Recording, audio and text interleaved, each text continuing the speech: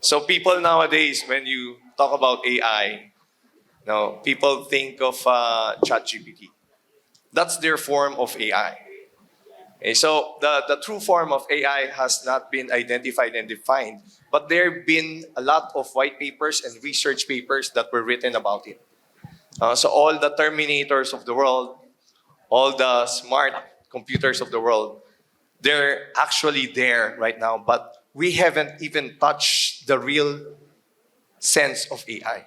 Okay, so this afternoon, we'll be discussing what's the implication of AI when you do transformation, enterprise transformation.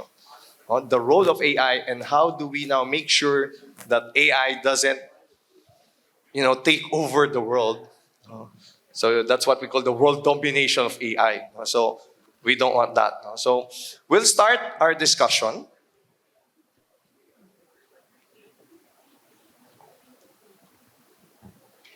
I will look for the printout of ChatGPT. There. So AI has been there for so long. So we'll ask for Abby. Well, Abby's not here. So we'll ask anyone who wants to take this question. What's the advantage of applying AI in business? Why do you want to apply AI in business? Yeah. I'll So go maybe, first. yeah, go ahead. So I'll Ask go you first. to move one seat.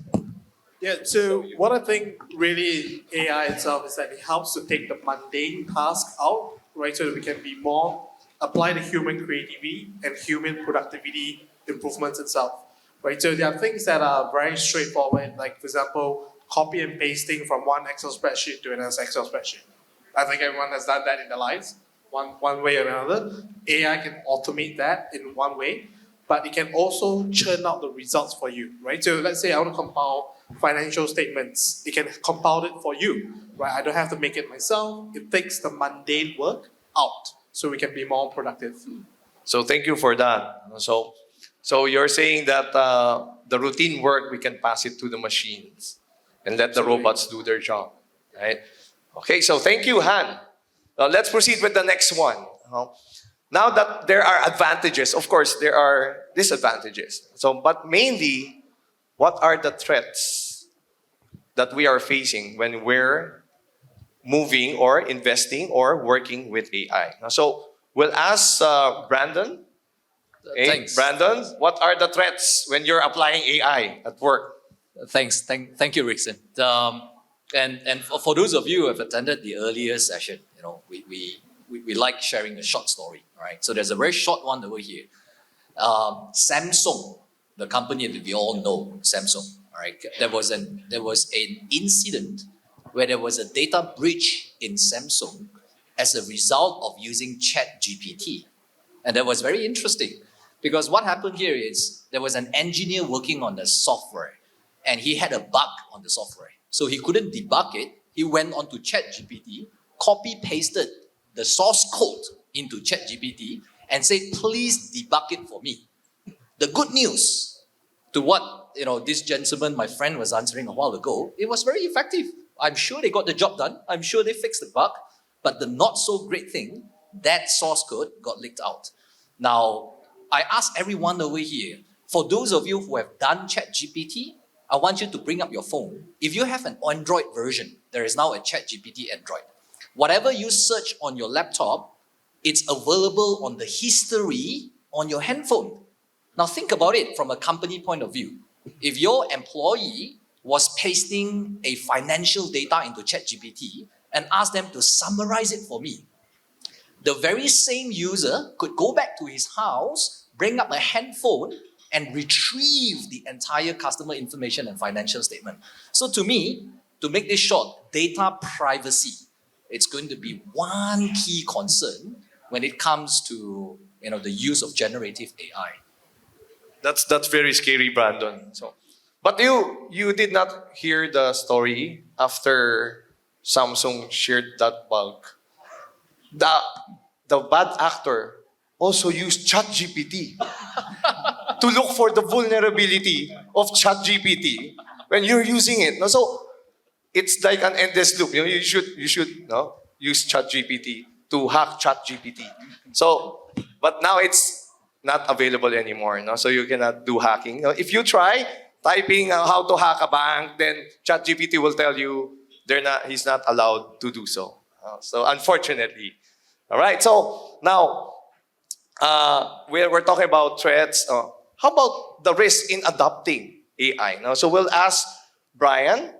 Okay. So Brian, what's the risk of Well, adopting AI? If we talk about AI in general, Rickson, no? So we need to step back and identify the three pillars for this one. No? So it's not, the very obvious one is cybersecurity. No? So cybersecurity is that imagine a threat actor can actually create a perfect phishing email. No? I can scan the whole internet and search for you, Rickson, on what you do, right? And ask it to create a perfect phishing email for you to be victimized, right? That's the more obvious one, cybersecurity. But there's this second and third pillar. The second pillar is privacy. Privacy, because in privacy, AI would need data for it to be intelligent. And where would it get that particular data, right? If I share my data to you as a vendor, how do I now make sure that you're not using it for another purpose? That's secondary use. That's the risk of privacy. The last one is ethics.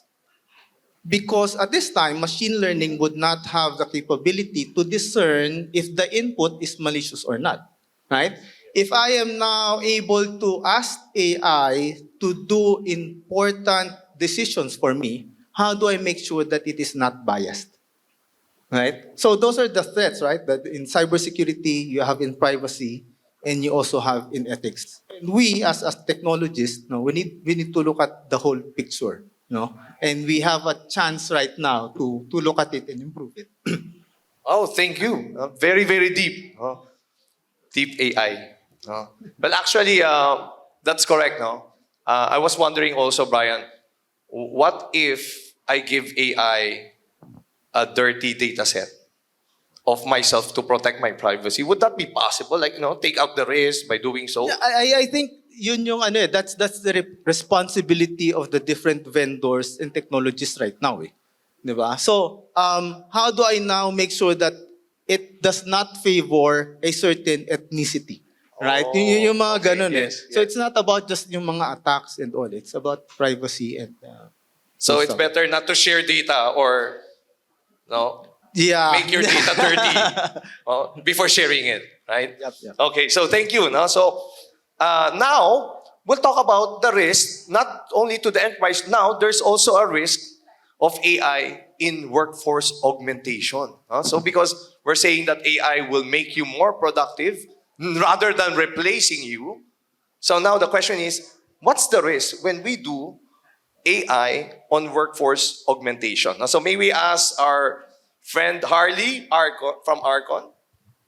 Hi, good afternoon. I think on that portion, number one that will cross our mind is job displacement. Everybody here would think that, okay, we adapt to the technology, we adapt to these tools, and then later on our jobs are in delikado na. But at the same time, what we're not thinking is that the main problem here is the growth of the person, the growth of each individual that most likely will be over reliant to these tools, to the AI itself, to the time na it's the tools controlling or taking over the growth of each individual on us. That's the main reason for us, the humans, to be replaced by these tools. But as long as we take charge, as long as we take control of what this artificial intelligence is all about, then we still hold the wheel.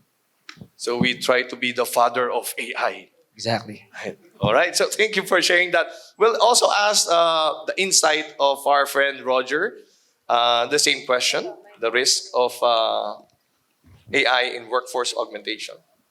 Yeah, so I want to share is my personal story. Like 20 years ago, when I graduated, I said that I wanna to decide what is my job. What should I want to do, right? And after the debate and this and that, I say I wanna go to technology space. They say why? I say because I see technology keep changing. If I'm in technology space, I do think right? My job security, my future is bright. I don't want to do the stable one. I get a skill, I can do 30-year retirement. I feel that's very boring. And back to the question about the AI, right? So today, let's say if we replace AI with the other technology, for example, RPA, robotic process automation, will RPA replace human workforce?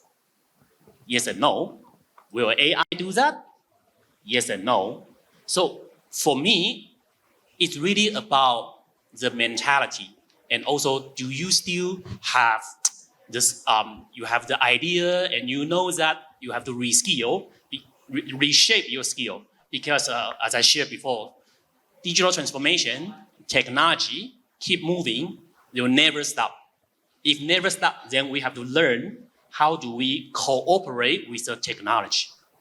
And nowadays, I feel like everybody fear about AI is about fear of unknown, like Terminator 2, like Skynet, and all of these things, right?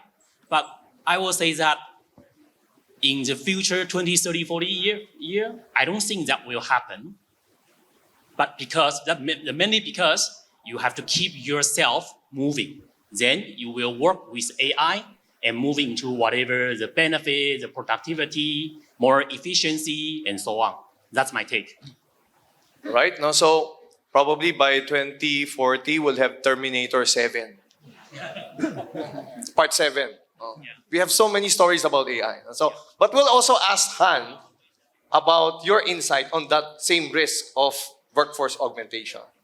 Yeah, so as mentioned, right, it's about the data sets itself, right? So one of the things that worries me is dirty data, right? So, and if we have AI in a widespread environment, it can change the way that society thinks, right? So the moral compasses, if we automate everything, and how we place it matters as well. So we are effectively giving power away a little bit, right, in terms of how it helps us to make decisions. Because if we make it like, for example, like GitHub, right, they do co-pilot, right? So they'll co-develop the codes with you.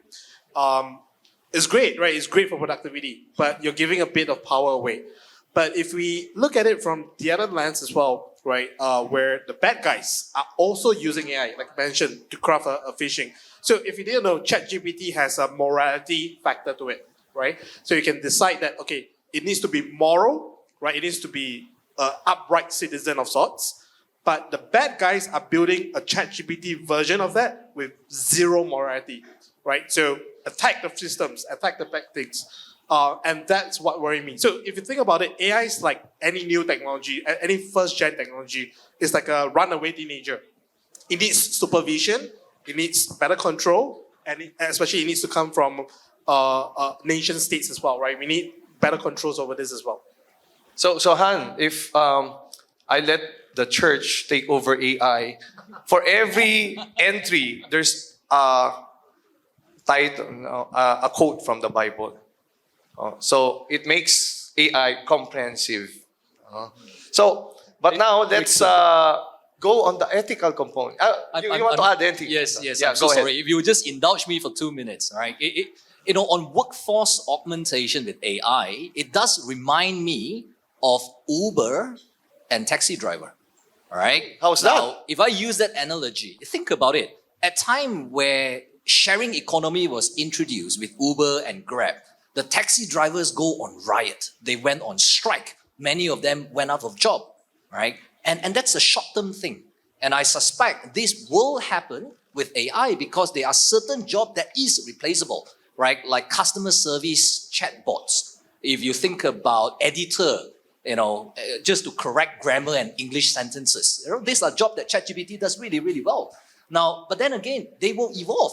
They will then be the person that is using ChatGPT. So the very same taxi driver that lost their job is today driving Grab for us. All right, and I imagine this is how it will play out over time.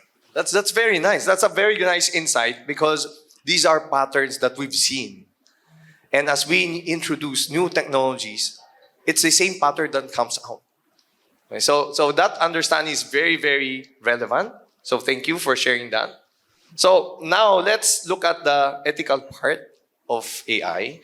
So how can we be prepared for the ethical concerns that AI presents? Now, may we ask Kunal? Yeah, thanks, Rickson. That's a super loaded question. I'm sorry for that. And I think everybody in this room will probably have an opinion. Just to backtrack a little bit, let's first quickly understand why AI is exploding the way it is right now. 3 reasons, right? Number one, there's more larger data sets available today than ever before to train these models. Number 2, there's more computing power available than ever before. And number 3, there are better algorithms than ever before and more technical people making these algorithms even better on a daily basis. So one of the most profound quotes I ever heard was that AI is nothing but the externalization of human intelligence. And if we are not careful, we risk creating an amplified version of all human virtues and all human faults, right? Which is the good and the bad of humanity. And we know that a darker side to humanity exists. So there's a few, ethics within AI is so vast that you can probably have an all-day session on it. But from my perspective, there's 3 things that are really important. One is an understanding of whether the technology will work as advertised or not, and what happens if it doesn't. So a great example of this is several dozen drivers who have lost their lives in autonomous vehicle accidents. Yeah. So right now, most autonomous car companies have watertight contracts that shun all liability. Yeah? You're getting into that car at your own risk. Is that ethical? It's not. These manufacturers must retain some liability. Number 2 is actually comes back to workforce augmentation, I felt. It's large-scale de-skilling. We've heard of reskilling and upskilling. De-skilling, as we become more and more dependent on AI, are we creating a dumber generation of human beings? Yeah. So if you ask yourself, can you live without electricity anymore? Can you live without internet anymore? Will it be 10 years later that we can't live without AI anymore? And finally, of course, the darker side of AI, the Terminator-esque future that we're all talking about, we still are on the threshold where governance models can help us ensure that AI develops for the good versus the bad. There will be bad, you can't avoid it, but can we put checks and balances in place so that we have the ability to deal with it? So thank you for that. And I like how you put a use case in autonomous cars, because even it's not a hugot, huh? You know, the pedicab drivers and all these tricycles, when they drive, it's like there's no tomorrow. So you still apply the same ethical concerns with these drivers, manned driving and autonomous driving. It's the same ethical application. It's just that we use technology over men. And it's the same ethical application that we have to put accountability to those who are managing them, right? Okay, so you're still able to answer that well. Thank you. So plus 10 points for you.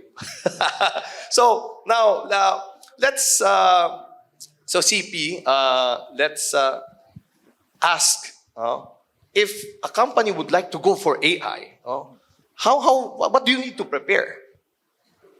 Yeah, preparing for it. This is kind of difficult, but I thank you for your answer just now, Kunal. Kunal was talking about, there's computation power today. There's so much data. So if you look at that, then maybe as a company, right, look at the tasks that the people are doing. Han mentioned, right? What are the things that, AI can help? Anecdotal evidence. I'm just learning from what Fortinet is doing from an AI point of view, just to share with all of you, right? 10 years ago, in fact, more than 10 years ago, actually Fortinet started the AI journey, right? Not many people know about it, but where have we implemented it? and I think this is a lesson worth learning. We've implemented it in our research labs, in the threat research labs to be more exact, right?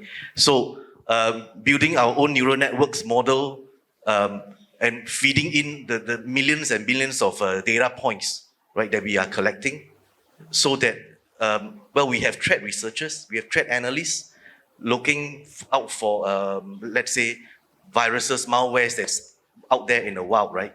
And then we have also the AI who is working together with them. So this is kind of like workforce augmentation, for if you will, and it's proven after learning for I don't know, something like 5-6 years. The first case came out. You know, there was a recorded case that the AI, the neural networks itself, actually found a malware out there before anybody else, right? And this and created an antivirus signature, and it was fed into all the firewalls our customers have.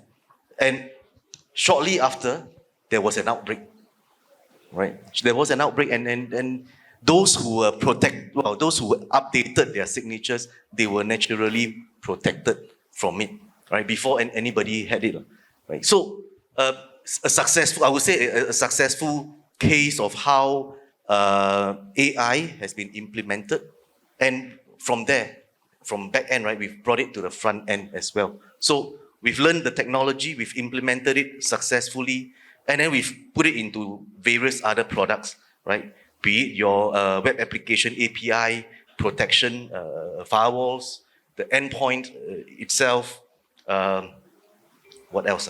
The network detection technologies, right? So starting with something that allows us to learn the technology, and then from there you replicate it for other use cases. That's probably a good way to adopt. So you got to find your the use case end of the day, right? You know, that use case is very, very nice because, you know, it takes AI only a few, probably months, years to study. You know, you as humans, we take how many years? You have K-12, and then you have 4-year college. Yeah, So that's 16 years for us human to be productive members of the society. Yeah, But maybe Rachel, AI I'd like to add one thing, right? I mean, I always look at AI. 30 over years ago, actually, when I was a student, I did a little bit of this. I was studying fuzzy logic, neural networks. Oh, yes, yes. Yeah. So, and if you think back, actually, what AI is really doing is, you know, if you're a kid, 3 years old, you see an iron hot, you may be curious, you go touch it, right? But then you get burnt. The next time, are you going to do the same thing? No. Right? So basically, the AI is mimicking what you are doing as well, right? But of course, with a lot more data points. So rubbish in, rubbish out, good in, good out. Okay, thank you. No, so principles, garbage in, garbage out. No? Now, we know that the next one is for Chin. So we know that the processing power of AI, no, because as you mentioned, no, we have more data now, we have more power, and then we have better algorithm, right?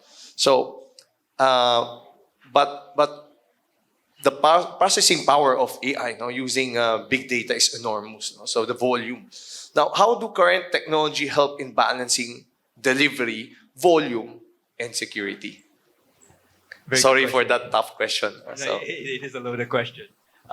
So if you think about AI, and I recommend, I think all companies, when we adopt AI, you should put in a framework in place due to the nature of the dealing with data sets that potentially could be PII data, right? So there needs to be some sort of control framework. I think amongst all the companies here, probably they would have signed already some sort of corporate policy on AI, right? So that's number one.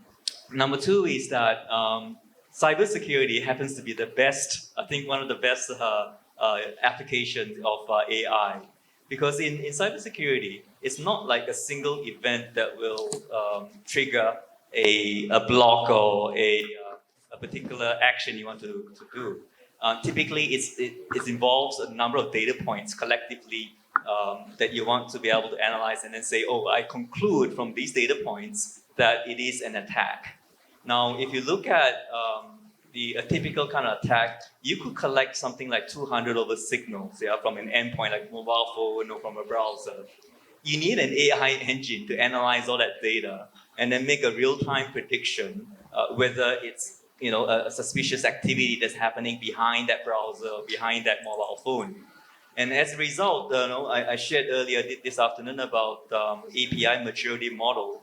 Analysts are saying that in order to kind of keep up, in terms of protecting your APIs, you need to be able to do predictive API security, meaning from a real-time basis, you're already predicting that that particular session or that particular endpoint is getting more and more suspicious just from the nature of how it interacts with the APIs. Now, for that to take place, I think AI is very useful in analyzing that. And then you also do not want to lead to too many false positives because then it becomes not operational, right? So how do you do that if you are capable of blocking an API and you're predicting that particular set of APIs are now becoming more suspicious? Then there are certain actions you could take. So let me just give you an example. So let's say the predictive API security is now saying the suspicion activity, the risk factor has reached to, let's say, 60%, 70%, or 80%. What should you do about it? Should you ignore it? Or should you take some action? So what if you were wrong and then it became an actual attack? So some of the processes you can put in place is that why not take a challenge the user or challenge the device with an MFA? So if it reaches 70%, you challenge the user with an MFA, and if it's able to pass it, that means you were, the predictive engine wasn't quite good, But if the MFA wasn't able to be overcome by the user, it means it was actually an attacker. And that self-feeds itself to the AI engine and make it even better the next time. So this whole cycle of what we call predictive API security and proactive API security, which is the blocking and taking MFA action and so on, needs to go hand in hand as a continuous improvement cycle. And when you get that very good, you will be very good at protecting all your PII data, all your APIs in real life. That's very nice. No, you're applying Kaizen in AI framework. So which is very, very good. No? So, but my question now is, if you've watched Minority Report, no? that movie, the Minority Report movie, I will not summarize it for you, but just a quick story behind it. It's Tom Cruise, no? So he played that role, and you can be like, because of predictive AI, you can actually know if the person is going to be a criminal or not, right? So we will catch you even if you haven't committed murder yet, because you have the high probability of committing murder. So if we're going to apply the same use case that will be utilizing predictive AI, what's the implication of AI in the lives of people? So anyone can answer that. So what's the implication? Like, I haven't done I've never murdered anyone, but yeah, I have a chance of murdering because, I'm holding a sword or something, but I haven't killed anyone yet. So, I mean, even if we do a legal construct on predictive AI, it might not be humane to actually catch someone who hasn't murdered anyone. So, if predictive AI would be utilized, what construct or what are the things that we need to watch out for? Anyone? I give my short answer and also my take. So, like back to the workforce augmentation, and we talk about accountable. So the question will be, if the predictive AI says that, or maybe Brendan, tomorrow you will kill someone, so I have to arrest you right now. And then who take the accountability? Is people or the system, right? So the worst part will be, if they say, oh, it's not my fault, it's the AI fault, then you will be replaced. Your job will be terminated because you don't have accountability. But if you're accountable, I say, I make the call, right? We shouldn't arrest Brendan because there's no evidence There's no this, no that, but we should watch closely if it will happen. Okay. Now that you mentioned my name, I felt obliged. I'm sorry. No, it's perfectly fine, and I think it's very good. But from my view, there are two words that pops up. All right, when you ask that question, so there is prejudice, and there is discrimination. All right, so that two words pops up immediately when you talk about profiling, and it's interesting because there have been lawsuits filed against bank for refusing their loans. And it's happening every day. All right. Many countries around Asia and worldwide, you have credit scoring system. All right. And they file lawsuits against either the credit scoring company or against the bank and saying that you are assuming that I will default on my loan, but you have not proven it. All right. And then if the profiling is based on credit repayment history, it's somewhat okay, all right, because I have bad records of repaying back. That's fine. But the very advanced credit scoring system in the US, I quote, they can profile you based on, and this is very inappropriate in a large event. They can base on certain origin. They can base on the address that you live in. They base on the age and the job that you do. And there is scores associated with it. And that sparked a huge debate. Imagine using this in AI, and I say that you will be a criminal because you are from certain countries, certain origin at that age and doing that job. All right, that to me, it's just outright discriminatory and it's just prejudice. Chris, what do you think of that? Like, AI discriminating. Yeah, it's getting very deep, isn't it? Very philosophical. I mean, I'm a network forensics investigator, not a PhD, humanitarian. I think it is. I think the profiling aspect is quite scary. And I think, like, from a cybersecurity perspective as well, like all these tools can be used for good or used for bad, right? It's about the intention of how the tool's being used. And I never thought in my lifetime that I'd be considering whether my job would be at risk based on AI, right? We're being a knowledge worker, consider myself, having knowledge, applying knowledge. But now, as has been stated, all of that knowledge, all of humanity's greater knowledge is now searchable and indexable and used as these models to train these, the AI systems. We're also at the point now where you're seeing, Hollywood on strike at the moment, the actors and the writers both striking because of their concerns about being replaced by AI. I mean, whoever thought that your favourite TV show, the next favourite TV show, could have been written by an algorithm, right? This just crazy sort of things we haven't considered before. So I think it does come down to, the inputs and the intention of how the tools are going to be used as to whether or not we're going to end up turning Terminator into a documentary instead of an actual film. So that's really very deep because it's not sci-fi anymore. It's real life. Exactly, it's right? reality It's real almost, life. yeah. It's real life. But of course, in real life, we hope that AI will not replace us. No? But Tin, I'd like to get your insight. Do you think or AI can replace us? I was about to add to that. Oh yeah, please add first. Yeah, it's and okay, then- but it's all also related. Actually, end of day, technology will always be there as long as we use it responsibly, including AI. I think it is an advantage for all of us. So it will not replace humans for sure. That's for sure. Like, for example, the charisma of people to actually ask the board for project approval, that cannot be done by AI.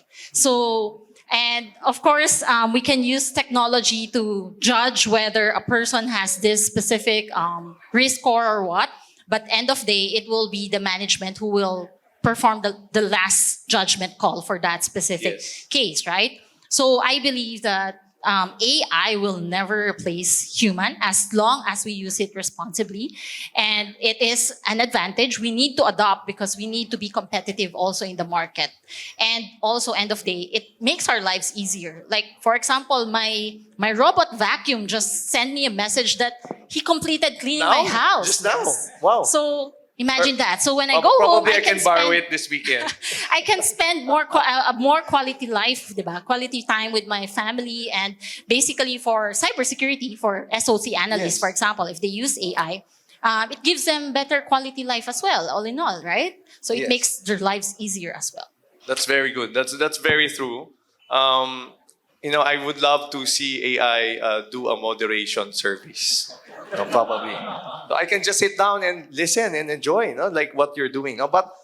But of course, John, no, I'll give you the most difficult question.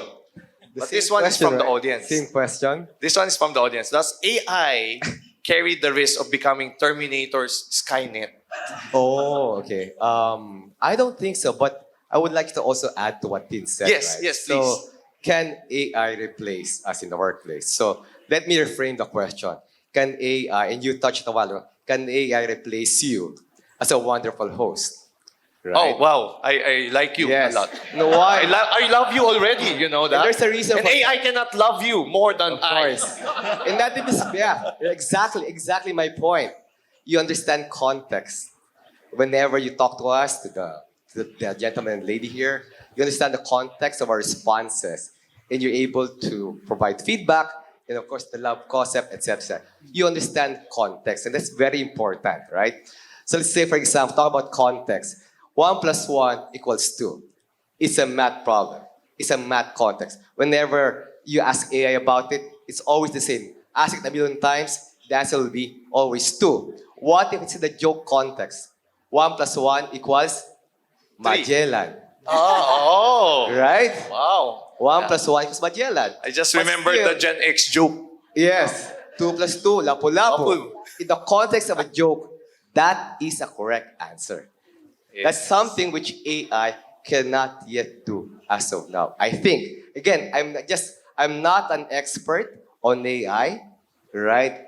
So I'm just sharing what I read. So in terms of an organization, this is anecdotal. I was in the BPO industry 5 years ago. In the BPO industry, you need to hire thousands of people, right? Every month. Like say, for example, you want to fill an account with 1,000 people, right? And based on our data at the time, 10,000 will apply, only 1,000 can pass pre-screening. Wow. And out of 1,000, only 30% of those can go to actual training. So you can imagine how many applicants do you have to interview or pre-screen. And that's the time when we introduced chatbots, right? Oh. It really helped a lot in the recruitment process. And when we talked about that time, it's not about replacing people. It's about replacing or using man-hours, saving man-hours, and using it for something more substantial, more productive, with more value, right? Yes. We did not eliminate people. We just upskilled them and used them for, let's say, employee retention, which would be a more valuable reason, right? We did not replace people. We just allocated them for another specific purpose. Thank you for that. So that's why I love you a lot. Very I good. love you So, too. But In the this is the joke thing. context. Okay, this is the thing. What we did, okay, because we're in the theme of AI. So what we did is I processed them, okay, using analytics. No? So may I ask our technical team to present to you the summary of how I processed them. So can we show it on screen? So click on it. Please click on it. So implications of AI in today's digital transformation effects. No? Go ahead. So this is the average analytics. No? So we applied analytics. No? So average age of experience in cybersecurity of our panel team in front of you is 15.67 years. No? I think I'm not yet born during the time. No? But 15.67, imagine the richness of what you have learned this afternoon. 15.67 years of experience being shared with you. The next, the expertise of our panel. You see that? Most of them are in network security, but mind you, you have very unique from security architecture, AI security, CII security. So this is in front of you, the data of the expertise of your panel this afternoon. So what I did, because they're really experts, I tested them. So I asked them this question. Can you please click on the question? Is AI good, bad, or neutral? So I asked them. No? So this is their response. Okay, the panel team responded. Oh, no, back. That's a surprise. So, good, 66.7% answered good. AI is good. The others, neutral. But no one answered bad. So what I did was to verify, because it's zero trust, you verify your panel team's answer with ChatGPT. Can you show what ChatGPT answered me? Artificial intelligence itself is not inherently good, bad, or neutral, and blah, blah, blah, blah. It's the first time AI cannot answer the question. It's like he's answering that it's neither. That you have to choose. I have to teach AI good, bad, or neutral, but it says or. So let's go to the next question. Next question is, should we slow down with the use of AI? So 10 answered no, and then 2 answered yes. Of course, I verify again with ChatGPT. Can we show the answer of ChatGPT? The question whether we should slow down with AI development is a complex and multifaceted issue that depends on... AI doesn't give me a straight answer. I don't know why. If it's biased towards AI, it doesn't answer me well. There's something wrong with AI. No? So the last question is, will AI replace us human beings? Of course, 11 answered no. And 1 answered yes. Of course, I have to verify with AI. What do you think? What did AI said? AI said, the question was, however, AI is currently limited in many aspects and lacks the general intelligence. So, in short, it's saying not yet. Okay? Because it lacks. No? So,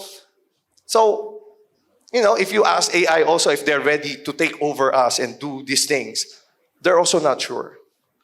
Okay? And if they're not sure, then so far we are safe for now.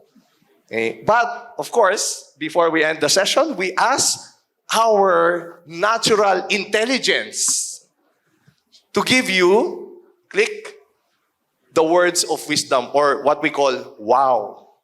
Okay, can you give us your wow? Let's start with Brian, and then we go to the right side. Okay. About privacy. You can do security with privacy, but you cannot do privacy without security. So that's how complex the thing is about the balance of security and privacy. Okay. For me, it's all about growth mindset. So if that certain mindset stops within us, then we're dead. Okay.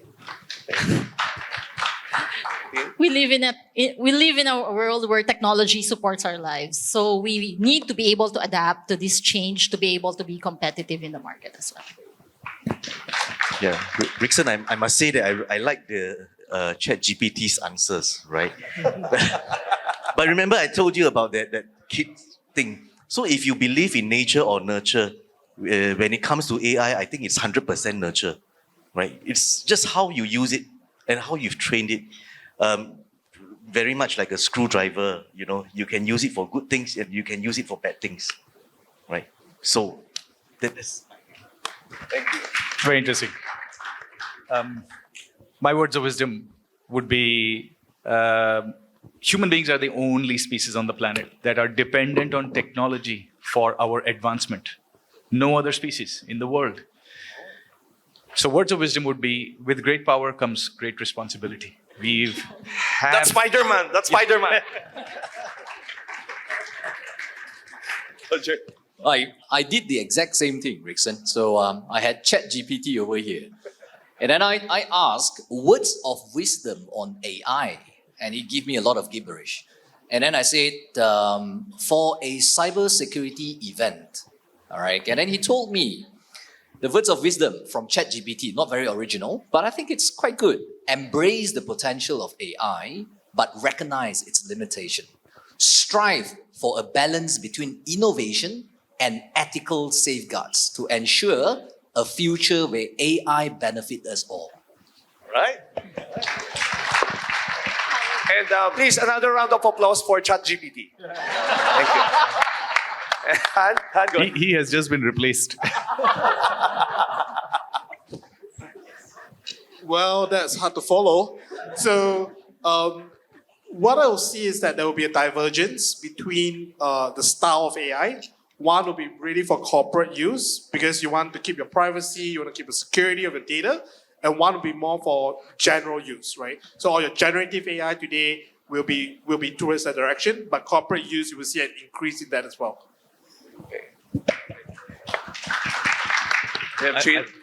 I think since all of us here are security practitioners, I think one of the challenges we're facing is the issue of security and the balance of user experience, right? Usually security means bad user experience. I think AI can really help to make this optimal. You can reduce the friction and yet still have security. Thank you. Chris? I think, yeah, we're all cybersecurity professionals. We made the decision to use our skills for good rather than be the threat actor. And I think it's the same thing now for people that are in a position to use AI within their organizations and deploy their technologies is please just use it for good rather than using it for bad. Thank you. Roger? For me, AI, I think we can rethink is AI is artificial intelligence or augmented intelligence. We all our vendors on the stage, we apply AI in our technology. And the purpose is what? Make our customer, they can sleep well. We won't let you wake up in the midnight because you worry this, you worry that, because AI is augmented intelligence, help you make better decisions, protect your organization, make your life easier and better. Wow. And last but not the least, John? It's already 3:30. And then, those are my words of wisdom. No, kidding aside. Well, AI is, of course, a double-edged sword. Just to echo what they said, right? You could either do it for good or bad, but you still need guardrails so that you will not cut yourself. And that's where the regulators would come in order to prevent privacy harms, right? Like financial harm, discrimination, physical harm. Yes, it's a double-edged sword, but we need to have a scabbard, right, to protect us, as a guardrail, so as we not cut ourselves. All right. So, in summary, I hope this afternoon session, you will not fear AI, but you will try to love AI. So, good afternoon and thank you.